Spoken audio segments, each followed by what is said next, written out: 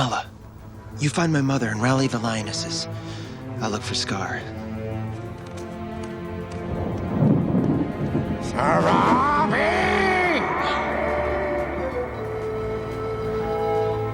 What if Mufasa survived that fateful stampede?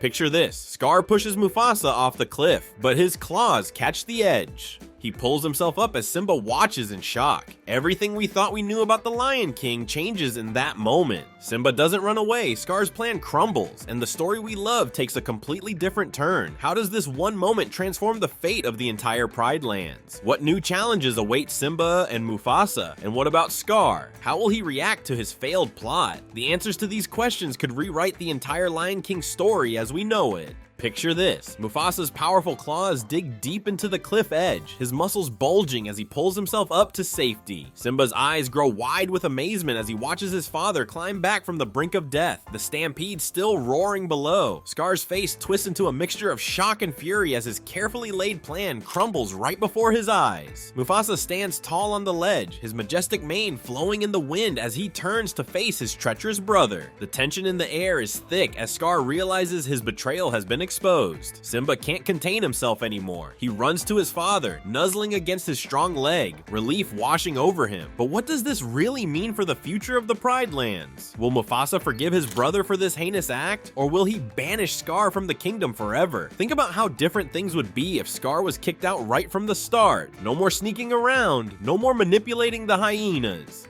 The whole dynamic of the Pride Lands would change in an instant. And what about Simba? He's right there by his father's side. He saw everything. How will this shape the little cub we all know and love? Will he still grow up to be the carefree Simba? Or will this brush with danger make him more serious and protective? What if Mufasa decides to keep Scar around? Can you picture the tense family dinners, the sideways glances, the constant fear that Scar might try something again? It would be like living on the edge of a volcano just waiting for it to explode. And let's not forget about the hyenas. They're still out there, hungry and looking for a way in. Will they find a new leader? Or will they become an even bigger threat without Scar to control them? Oh, and what about Rafiki and Zazu? How will their roles change now that Mufasa is still around? Will Rafiki still have his mystical visions of Simba's return? Will Zazu finally relax knowing the rightful king is safe? But the biggest question is what happens to Simba's journey. In the original story, he goes through this incredible transformation, learning valuable lessons and growing into a strong leader. But now, he's got his dad right there to teach him everything. Will he still become the great king we know he can be? Or will he always be living in Mufasa's shadow? And what about Nala? She and Simba will grow up together in the Pride Lands. Will their relationship be different? Will they still have that same spark? The whole musical landscape of the Pride Lands would be totally different with Mufasa around. But here's the really wild part. What if Mufasa's survival actually makes things worse? What if Scar becomes even more desperate and dangerous? What if the hyenas team up with other animals who are unhappy with Mufasa's rule? The Pride Lands could become a powder keg of tension just waiting to explode. And poor Simba, caught in the middle of it all. Will he step up to help his father keep the peace? Or will he feel suffocated, always living in Mufasa's shadow? Maybe he'll rebel, becoming the troublemaker Scar always wanted him to be. Can you imagine Simba as the bad boy of the Pride Lands? Picture this, Simba as a young adult, his mane not quite full, padding along behind Mufasa on patrol through the Pride Lands. But something's not right. Where's that spark that made Simba so special? As we watch Simba follow his father's footsteps, we can't help but notice how unsure he seems, how hesitant his movements are. It's like he's struggling to find his place in this world where his father's still the king.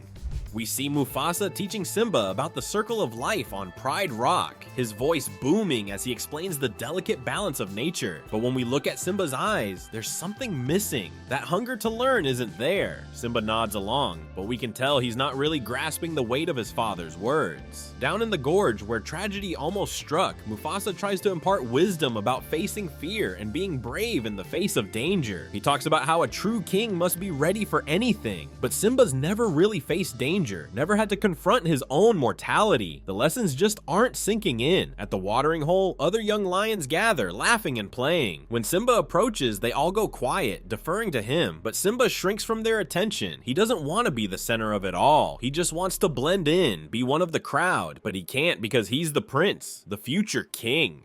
Nala watches from afar, concern etched on her face. She remembers the playful cub who was always ready for an adventure. But now, Simba seems lost, unsure of himself. Nala wants to help. But how do you help someone find themselves when they've never really been tested? This is the big question hanging over Pride Rock. How can Simba become a strong leader if he's never faced real adversity? In the original story, Simba's journey was forged through loss and hardship, but in this new reality, Simba's never left. He's always been safe, always been protected, and while that might sound nice, it's left him unprepared for the challenges of leadership.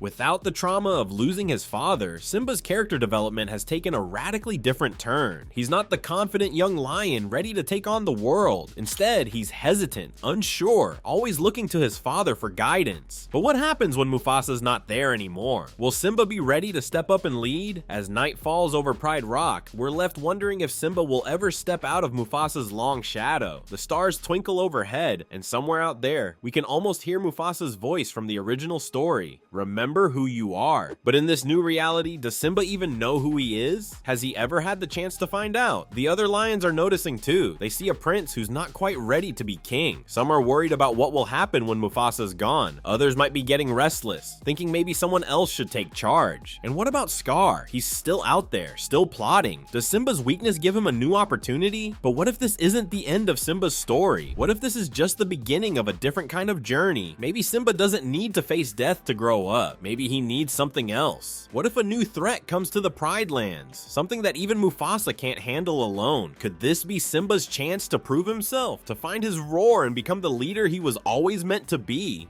Let's turn our attention to Scar, the shadowy figure who's been lurking in the background. But what if Scar's failed attempt to kill Mufasa has made him even more dangerous than before? We know Scar's original plan is in ruins, but what if instead of giving up, he's been plotting something even bigger? Picture this, Scar pacing back and forth in the shadows of Pride Rock, his mind racing with new schemes, his eyes gleaming with a mix of desperation and determination. He's like a volcano ready to erupt with malice and cunning. But he's not alone, is he? No, we see him gathering the hyenas and other outcasts, their eyes shining with anticipation in the darkness. What could they be planning? Scar's influence is spreading like wildfire through the Pride Lands, his silver tongue working overtime as he whispers in the ears of animals all across the kingdom. Hey, did you hear about how Mufasa almost died? Maybe he's not as strong as we thought. Maybe it's time for a change. And the animals, they're listening, their ears perking up, their eyes widening as Scar's words sink in. It's like he's planting seeds of doubt that are growing into a forest of unrest. And it's not just the Pride Lands where Scar's power is growing. What about the Elephant Graveyard, that place of shadows and bones? We see more and more outcasts gathering there, listening to Scar's speeches, hanging on his every word. Hyenas, vultures, even a few disgruntled lions. They're all there, drawn by Scar's promises of a new order. But what exactly is Scar promising them? What kind of future is he painting that's so appealing to these outcasts?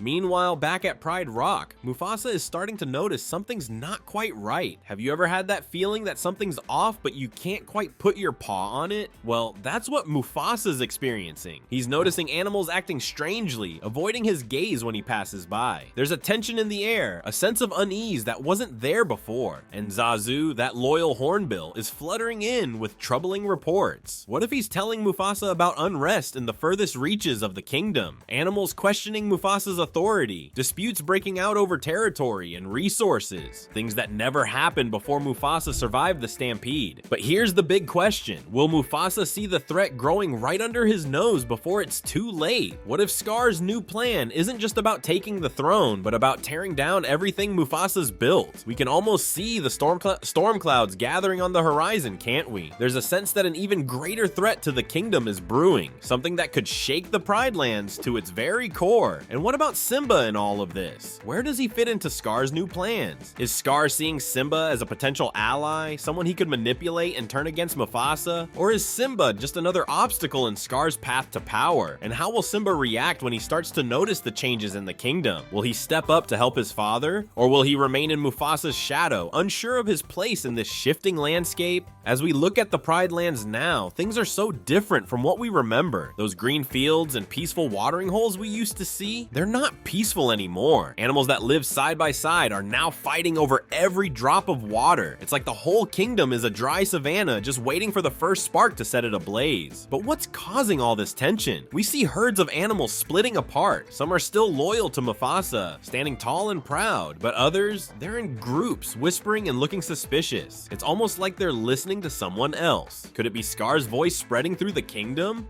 Let's look at Pride Rock for a moment. Mufasa's holding a council with all the animal leaders, but it's not the respectful meeting we're used to seeing. The air is thick with anger, and you can almost feel the frustration bubbling up. Some leaders are shouting, others are stomping, and a few look ready to fight. How long can Mufasa keep this from falling apart? But what about Rafiki? He's always been the wise one, right? Well, picture this. Rafiki's in his baobab tree, watching everything happen. But he's not cheerful anymore. He's shaking his head sadly. It's like he can see the kingdom falling apart right in front of him. What visions is he having about the Pride Land's future? Now let's look at the grasslands. Those borders that used to keep everyone safe. They're not working so well anymore. Hyenas are sneaking across, causing trouble everywhere. They're stealing food, scaring smaller animals, and spreading fear. It's like they're testing how far they can go before someone stops them. But wait, guess who just showed up? Timon and Pumbaa. But they're not here to joke around or sing Hakuna Matata. No, they've got serious news from the Outlands. They're talking about unrest, about animals gathering and planning something. Could this be connected to Scar's whispers? Are we seeing the start of a rebellion? Now, imagine Mufasa on Pride Rock, his powerful roar echoing across the land. It's a sound that used to make every animal listen. But now, some animals cover their ears, others turn away. A few even roar back in defiance. It's like the very ground under the kingdom is shaking. How much longer can Mufasa hold on to his power when it's being challenged from all sides? As another tense day ends in the Pride Lands, we're left with so many questions. The once peaceful kingdom now feels ready to explode at any moment. Every argument, every suspicious look could be the thing that sets everything off. What will happen next in this changing world? As night falls on the Pride Lands, we see a lone figure standing atop Pride Rock. It's Simba, but he's not the carefree cub we remember. His eyes are filled with worry as he looks out over the kingdom. What's going through his mind as he sees his father's legacy crumbling around him? We can't help but think back to Simba's cubhood days. Remember how he used to play with Nala, chasing butterflies and pouncing on each other without a care in the world? But those days are long gone now. The weight of responsibility is pressing down on Simba's shoulders, and he's not sure if he's ready to bear it. But wait, what's this? Nala approaches Simba, her eyes pleading with him to step up and help his father. She's always been the voice of reason, hasn't she? Nala knows that Simba has it in him to be a great leader, but Simba's not so sure. We can see the conflict in his eyes as he listens to Nala's words. Just then, Mufasa's voice rings out across Pride Rock. He's calling for Simba, asking for his help in patrolling the borders. This is it, isn't it? The moment of truth for our young prince.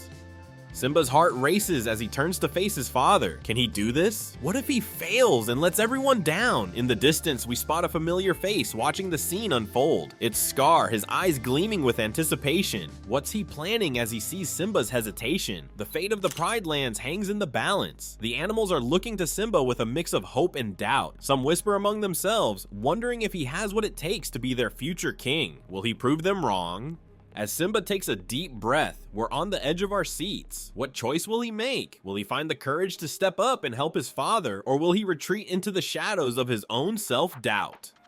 What if Simba decides to help his father? We might see him patrolling the borders, learning the ways of leadership from Mufasa. But would he be able to handle the pressure? And what about Scar? Would he see this as a threat to his plans and try to sabotage Simba's efforts? On the other hand, what if Simba chooses to run away from his responsibilities? Would this be the opportunity Scar has been waiting for? We can almost imagine Scar slinking through the Pride Lands, whispering doubts into the ears of the other animals. But there's another possibility we haven't considered. What if Simba finds a middle ground? Maybe he could ask for help from his friends, like Timon and Pumbaa. They might not know much about ruling a kingdom, but they could offer Simba the support and confidence he needs to face his fears. And let's not forget about Rafiki. What if the wise old mandrill has been watching all of this unfold from his baobab tree? Maybe he has some mystical advice that could help Simba find his way. As we watch Simba standing there, torn between duty and fear, we can't help but wonder, is this the moment that will define him as a leader? Will he find the strength within himself to face the challenges ahead, or will he crumble under the weight of expectation? The skies over Pride Rock grow dark as storm clouds gather, echoing the tension building in the Pride Lands. Mufasa and Simba stand side by side, their majestic manes blowing in the wind as they face the threat looming on the horizon. The air crackles with electricity, both from the approaching storm and the anticipation of what's to come. Suddenly, the Pride Lands erupt into chaos as animals begin to choose sides. Zebras, antelopes, and even some of the lions are torn between loyalty to Mufasa and the tempting promises Scar has been whispering in their ears. The once peaceful savannah becomes a battleground, with creatures large and small taking up positions across the landscape. But what if this division goes deeper than just choosing between two lions? What if it's a reflection of the long simmering tensions that have been building in the Pride Lands? As the first drops of rain begin to fall, Scar emerges from the shadows, his true nature finally revealed. With a snarl that sends chills down the spines of even the bravest animals, Scar challenges Mufasa directly. The two brothers face off, their roars echoing across the savannah. But wait, what if this confrontation is about more than just who gets to be king? What if it's a battle for the very soul of the Pride Lands? In the chaos of the fighting, Simba finds himself separated from his father. Surrounded by a group of snarling hyenas, the young lion's courage is put to the ultimate test. This is the moment of truth. Will Simba crumble under the pressure, or will he find the strength within himself to stand tall?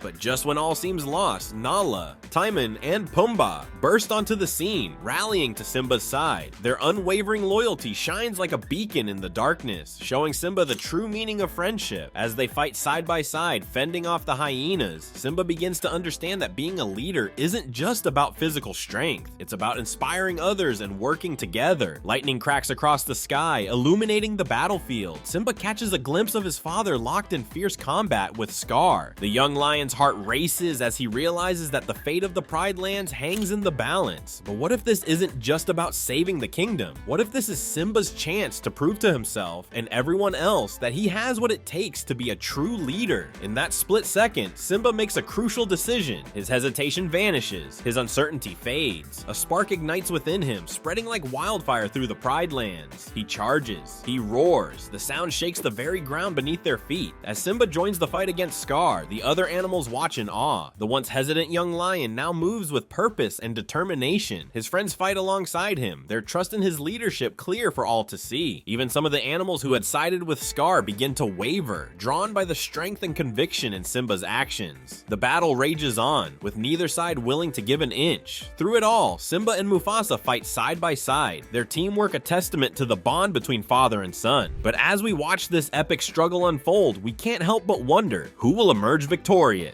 And more importantly, what kind of king will Simba become? As a new dawn breaks over the savannah, we see Simba standing tall on Pride Rock, his mane blowing in the wind. This Simba has been shaped by both peace and conflict, growing up with his father but also facing challenges of a kingdom in turmoil. What if we could see how other stories might change with just one small twist?